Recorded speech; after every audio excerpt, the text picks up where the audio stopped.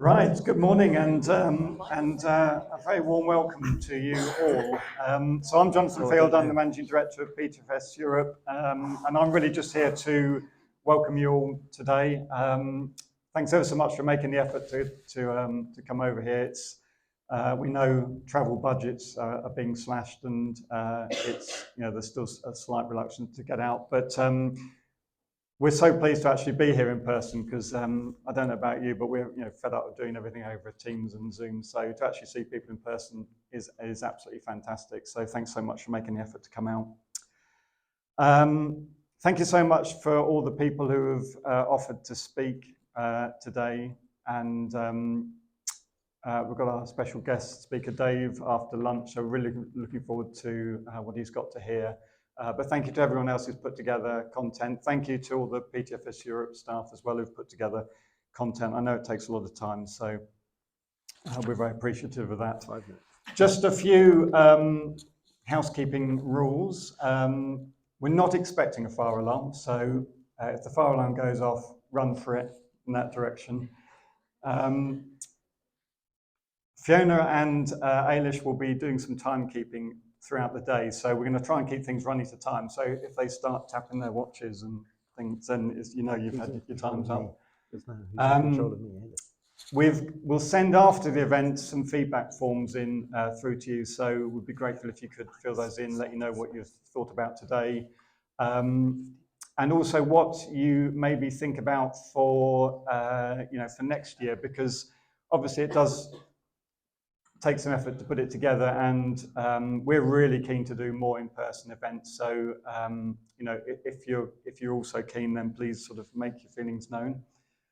The Wi-Fi code is on the screen there. I think there's also a little card on each of the tables. If you need the Wi-Fi code, it's there. And the agenda, I've put a QR code on all the tables, so you can hopefully scan that and get an agenda on your phone. There is a paper copy out at reception if you want to photograph that as well. So I know obviously a lot of you, the vast majority of you have already been Koa users, but we've also got some people who are sort of new to Koa, just about to start with Koa. So you're also very welcome as well, and hope you get something out of the day as well and find that useful. So I think that's all I've got to say in terms of housekeeping. So I'm going to hand over now to Andrew Auld, our commercial director, and he's going to tell us just a little bit about what's been going on with us as a company over the past year. So thank you very much. Thank you. Morning, everyone. Nice to see you all. Make sure this works. Oh, this is the agenda. Yeah, just spin through that. So we're on to me. So I'm going to give a bit of an update on PTFS Europe. These are the things I'm going to cover. We've had a lot of employee changes, and I'll talk more about that in a second. So we're actually quite excited to have 3 brand new starts, as in started yesterday, in the room today. So that's quite an induction for them. So it'd be nice. And we've also got some loads of new customers for me to talk about. Again, some of whom are in the room, I think. So that's exciting. We've been introducing some services over the last wee while. So I'll talk about that a bit. Get out of the way. No, sorry. Sorry. I'll talk a little bit about product development, but I'm not going to go too much into detail because we've got a couple of sessions later on today going into some of that in more detail. So I'll just kind of highlight things for later. And then we're really excited about our new branding. So I'll be talking about that and our communications efforts. And the new branding is kind of on stuff. So make sure you grab stuff, swag, because that's what it's there for. It's for you to take away. So please help yourselves. So first of all, I'm going to talk about us, PTFS Europe, who we are, and as in individually who we are on this chart. It's a bit busy, but basically it's kind of saying we're growing a bit, actually. So we've been sat at around about 19 staff for a few years now. I can't remember how many boxes are on that, but something like 23 or something like that. And there are some that are still vacancies and wish lists, but we are growing, and that's thanks to the exciting growth we've had with customers. We've got more customers. We need to do more support. Broadly, we're kind of in two halves. This half is the commercial half, and then this is more the operational half. So in terms of projects, Janet's team do all of the implementation, look after customers through the projects. We've got the technical team over on the far right, headed up by Stephen, who's here today. Jake and Ryan, they do all the behind the scenes stitching bits of machinery together and making sure hosting happens and doing all the connections with any other devices and things that you need to be connected. And then very importantly, we've got the data migration here. Bernard's here today as well. So that's a really important part of the migration process, an ongoing sort of data analytics type support. And then David here, you might be excited to see we've got an additional post coming as we grow, so the need to support you grows, and we've got plans to increase the scale and scope of that team as well, which is great stuff. In terms of brand new people, so here we are, these three here. And that's really exciting because it's adding some significant extra strength to our development team. And we've got a lot to do. We've done lots, which I'll talk a little bit about, but we've got loads to do. So having more in that team is really exciting for us because it enables a lot more new features to be added, for the newer products that we're working with, for us to really start developing in earnest in those. So anyone who's using Aspen, I can see someone in the room. We're looking to be able to develop more in Aspen as well as in Koha. And then Fiona's very excited to be getting someone new in her team because it's a very small, tightly knit Fiona Eilish partnership, that team that does all of our new sales and marketing activity. And so we have a lot to do. Fiona has a lot to do, so she's excited to be getting someone else. Now, I was just given the task of, in the last 15 minutes, of throwing us onto a map, because we're a virtual team. We live all over the place. And so I sort of said, well, we've kind of been filling in the gaps with our staff recently. So this is how it looks. In a sort of roughly non-giving away addresses blobby type way. This is where we are all scattered. So we're pretty well scattered across the United Kingdom. In all 4 countries of the United Kingdom, we have representation. But actually, excitingly, the map needs to pan out a little bit because one of our staff lives out in the Azores. This is very exciting. Happened from yesterday. So yeah, we have some international located staff as well. So that's exciting for us, particularly as it means the company meetings. I think that's quite tempting venue for a company meeting.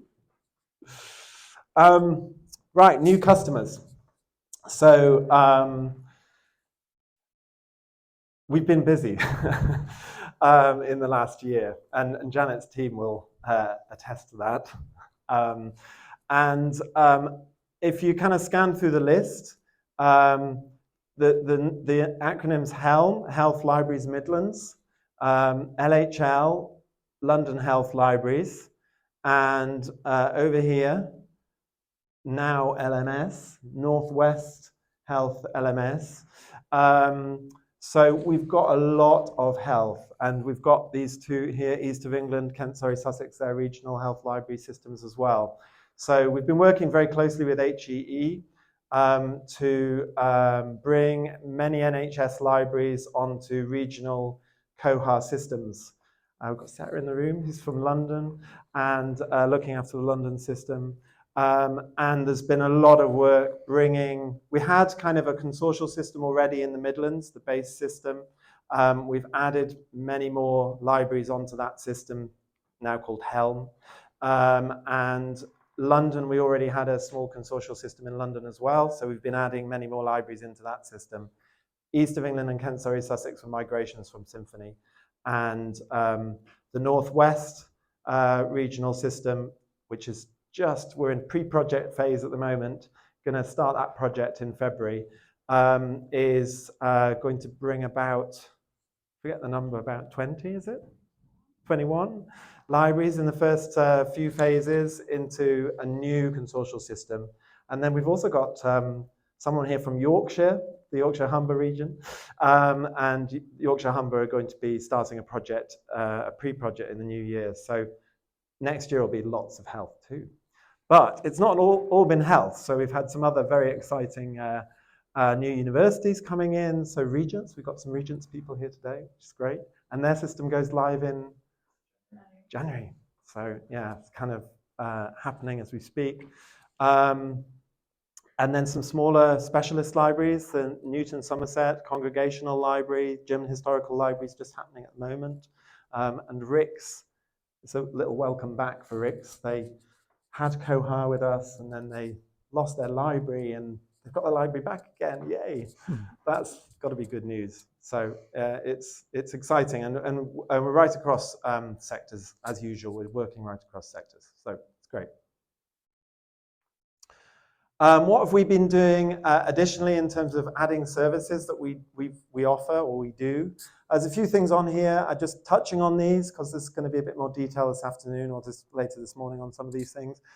So David's been working hard at looking at our support tickets and seeing what we get asked the most and what we need to perhaps deliver some FAQ information about. And we're going to be doing some more blog posts to support the more frequently asked questions that we get. So that's hopefully helpful. We've sort of worked, as we get more and more customers, we need to be more and more organized around upgrading the customers. We like to, anyone who's not familiar with Koha just yet, we like to upgrade around about once a year your Koha system onto the latest release, the latest major release. And with around 130 odd or more customers, we need to count. Find out how we've got. There's lots to upgrade. So we're trying to be more organized with you about getting you in the diary early on, getting well planned ahead and giving you plenty of notice and working with you on that upgrade process. So hopefully you'll feel that that's nicely organized and feels comfortable and no surprises. Stephen's going to be talking later about some great stuff they've been doing in the tech team to improve the way we monitor the servers and just improve where we have our hosting and how we deliver our hosting. So we're introduced a new provider around hosting, DigitalOcean. For those who maybe don't know, we've been hosting with a company called Bytemark originally, and then they were bought by IOMart. And so we've got a lot of our server estate in with IOMart. And then about 3 years ago, we started to use AWS in earnest. And a lot of the new installations, so Regents, for example, are in AWS. And the health systems, some of them, I think. Yeah. DigitalOcean, we're just starting now to work with DigitalOcean. So Stephen will talk a little bit about that in a bit. Janet's team are always busy putting together little videos. More on that in a minute. But specifically have been working on doing videos to help you with the upgrade process so that new features coming out as part of an upgrade, there's some more help around what's coming and some video information about that as well. So look out for that as you approach your upgrades. In terms of product development, so actual things we've written. Andrew Isherwood, who left us a few weeks ago. So Andrew Isherwood, you may know that name if you've been around PTFS Europe a while. He's been a developer with us for about 8 years. And he's forging his own furrow and become an independent developer. So that's very exciting for him. But before he went, he's been working frantically on a lot of things. But last year and into this year, he spent a huge amount of time developing an interlibrary loans module for Folio, which is a product that you won't really have heard much about, or may have heard a bit about, but we don't have any customers for Folio, but we have filled a big gap in terms of the product by putting an interlibrary loans module in that system doing managing requests for interlibrary loans, specifically with the British Library. And that's a piece of development that Andrew did in Koha originally. And so he was able to create the same functionality in Folio, but with a huge learning curve to actually get to the point of being able to write any code, because it's a very different code base, very different system. Collections and bundles. So Martin's, where's he gone? Oh, he's over there. Martin, this is one of Martin's pieces, and it's getting into the next release. Are you talking about it later at all? Are you talking about it later at all? No. Okay. We've done little videos on this, so if you're interested in more about that feature, I think music libraries are very interested, I think, and the health libraries, I think, have shown an interest. And then sort of connected to that, bookings, being able to book resources in advance, so book out a resource for a future period of time. Again, I think the music libraries are quite excited about that. And the health libraries also expressed an interest in that. But it's got lots of applicability. I think this one's about bookings. So we place bookings, so you're going to be able to place a booking for the future, set date parameters. And the box, it refers to a box because that's the collections functionality. So you can put stuff into a collection, a box, it's got a box, or call it what you like, a set of scores, for example. Yeah, so that's quite exciting. And both of those, so collections is going to be in core Koha from 22.11, and bookings is going to be available to PTFS Europe staff from your next upgrade. So from 22.11 upgrade, by then it'll be available to be put in your systems if you're interested in that. Aspen, I haven't got a screenshot of Aspen, but Mark's been doing a lot of work around Aspen, and one of the things he did was make it installable in a Debian OS environment. So that was one thing he did very early on. And then also adding single sign-on to Aspen. This screenshot is of Koha, but there's a whole presentation about that, so I don't need to talk about that. And I will go on to, I'm being rushed. I will go on to the last slide, which is about branding and communication. Ailish is to thank for our wonderful new website. She's been working in partnership with an agency to put together our new refreshed brand and all of this lovely imagery and bias mugs and jelly beans and things like that. But not to be flippant about it, it's really important for us to have updated our brand to be, we were getting feedback and we felt ourselves that we were looked a bit corporate and staid, and we like to think we're sort of friendly and warm people. You're the judges. But we wanted our image to reflect that more and our website to reflect that more, and we feel there's been a good achievement of that. But more than that, it enables us to really add to the functionality of the website. So specifically, we're going to be doing a lot around the support area, blogging more, putting more content there for customers to access regularly and get help more easily.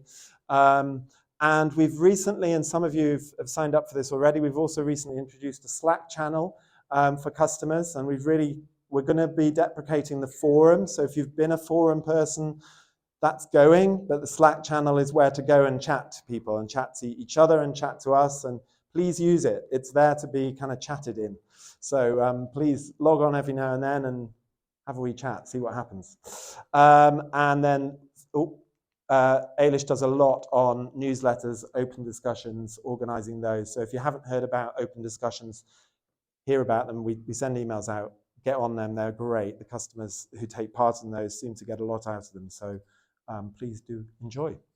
And what's on our mind, again, if you're not aware of those, there are regular, every other week videos that talk about a specific feature or something in about 5 to 10 minutes on a video. It's really digestible at the end of a lunch break. So dive into our YouTube channel and take a look at those. They're great. That's it from me. Have I hit the time? Yes. Dead on.